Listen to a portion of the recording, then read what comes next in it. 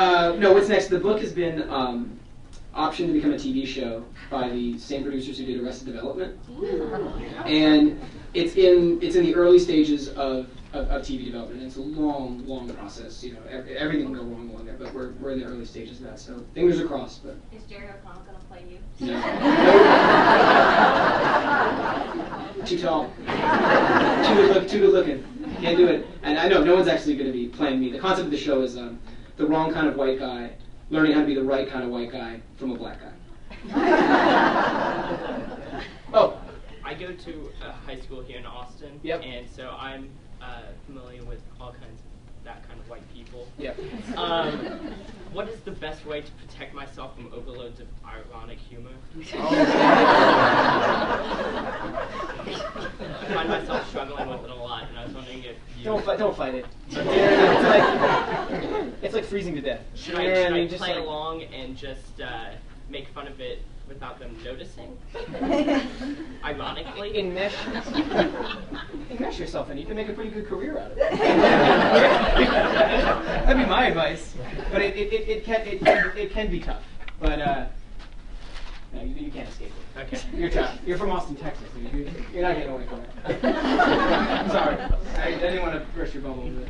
Well, I moved here, so I found myself immersed in it. Oh, okay. Where'd you move from? San Antonio. I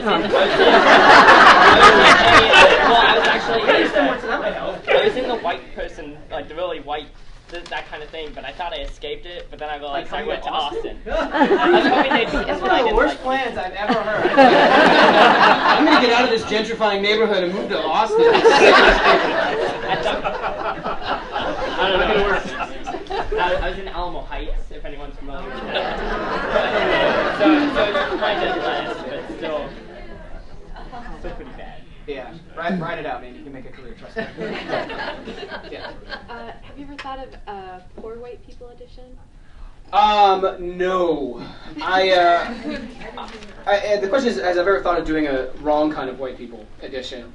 That's a lot of people have done spin-off sites. You know what I mean? Stuff Asians like, stuff Indian people like, stuff educated black people like, stuff white trash like, stuff assholes like, stuff unemployed people like, stuff Hollywood assistants like, stuff gay parents like, stuff kill people like. I mean, and my favorite, personal favorite, white stuff people like.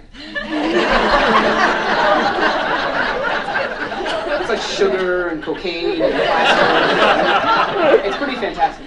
But I kind of feel like that area has been so mined and depleted for so long that there's not room for the humor there. And I think that the room was to sort of make fun of these people. And I always make the joke that these white people are the most self-absorbed but the least self-aware people in the world, which is kind of ripe for humor. Well, I just say a little different from what you're saying, but I grew up in Gary, Indiana, and kind of, in the minority there. And there's a lot of effort when you're white in an area where that's rare to be more upper class looking white. So your efforts to be white are different. And there's a lot of humor there. I think you've got your book ready to go. I don't think I can really write about the experience. I grew up in Toronto, right? I can't really write the experience of being a white girl in Gary, Indiana. That's yours. Put a book together. Yeah. First of all, I'm really convicted. Your beard is solid, by the way. You got It's just tough, but judged, evaluated. It's okay. You're yeah. Well, first of all, I'm really convicted by your what you say about the three shows that white people like. I think it was my favorites: Twin Peaks, Ben Stiller, and Arrested Development. Yeah. Those are my favorites. Mostly, yes. I was every time I read this book, all my interests there. Yeah. But what's your reaction from people who are not part of this culture? What's your reaction from just people who this is kind of different? It's actually been good. I mean, what happened is the thing with comedy and satire is that the left has done a fantastic job of sending up the right. Daily Show, Colbert, they really do a good job of it. But in going the other direction, it's really been poorly done.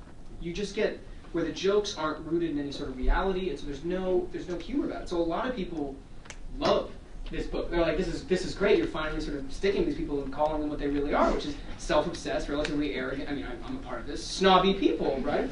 And you're doing it in a funny way. So it's been a pretty positive reaction from that side. But There are also people from that group who write into the site and say, you know what, man? I'm white. I don't like shorts. I don't like self-deprecating humor. I don't like musical comedy. Your site's racist. I hate you.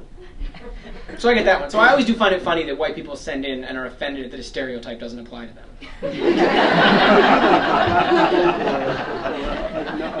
What's the reaction there? Well, I mean, the reaction, is there's different reactions. Usually, most black people who write in are disappointed to find out that I'm a white Canadian.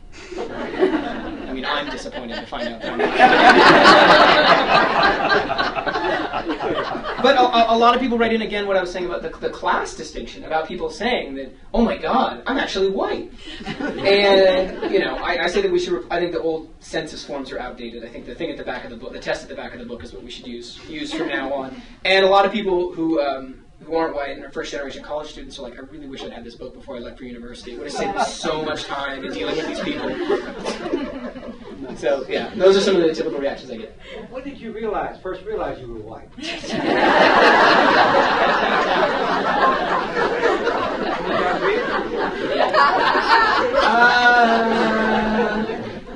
I guess when my dad started renovations on our house. That's what I knew. Yeah. Oilers hat. Did you ever go on that dinner? Or? No. I told you my fears, and they're still valid. And I look worse now than I did when I was on the show. So. Have you ever thought of doing like a Canadian in the States type of book? A Canadian in the state? No, I haven't really thought about it. Because the thing is, the white people that I'm writing about here are essentially, the American white people I'm writing about here are Canadians with a different passport. That's why they all sew the Canadian flag on their backpack when they go to Europe.